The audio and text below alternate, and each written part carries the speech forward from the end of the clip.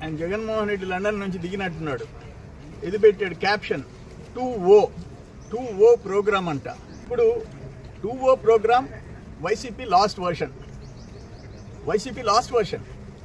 ఆయన కార్యకర్తల గురించి మాట్లాడాడు. నువ్వు కార్యకర్తల గురించి పట్టించుకున్నావా? వ్యవస్థల్ని నాశనం చేశావు. ఒక మైనింగ్, ఒక R&B, ఒక పంచాయతీరాజ్, ఒక ఇరిగేషన్, మైనింగ్. నీ కాళ్ళ కింద మైనింగ్ శాఖ నలిగిపోయింది. ఇసుక దగ్గర నుంచి దోపిడీ, మైనింగ్ దోపిడీ.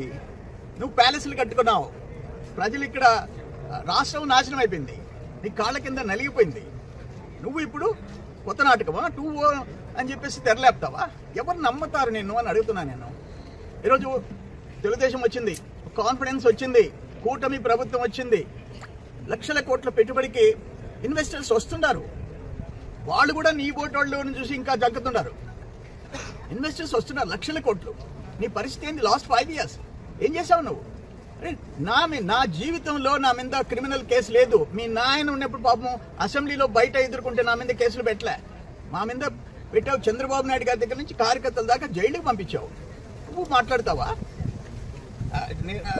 ఈరోజు కార్యకర్తలు అంటే తెలుగుదేశం, ఒక NTR ట్రస్ట్, ఒక స్కూల్, ఆ కార్యకర్తల బిడ్డల్ని ఉచితంగా చదివించడం, ఒక క్యాన్సర్ హాస్పిటల్, ఒక ప్రమాద బీమా.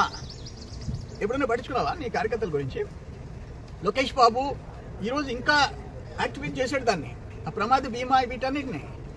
నువ్వు ఏ రోజు ఏం పడి నువ్వు ప్యాలెస్లు కట్టించుకున్నావు? ఎన్ని ప్యాలెస్లు? ఎంత నీకు ఆ డబ్బు మీద మోజు? ఆడ 29 ఎకరాల్లో ఎల్హంక, అక్కడ లోటస్ పాండ్, ఇక్కడ తాడేపల్లి, ఇక్కడ ఇడుపులపాయ, ఒక కడప, ఒక పులివెందుల. ఎన్ని లక్షల చదరపు అడుగులు మీ నలుగురికి. ఆఖరికి అక్క చెల్లి, తల్లి చెల్లిని కూడా దూరం చేసుకున్నవాడివి.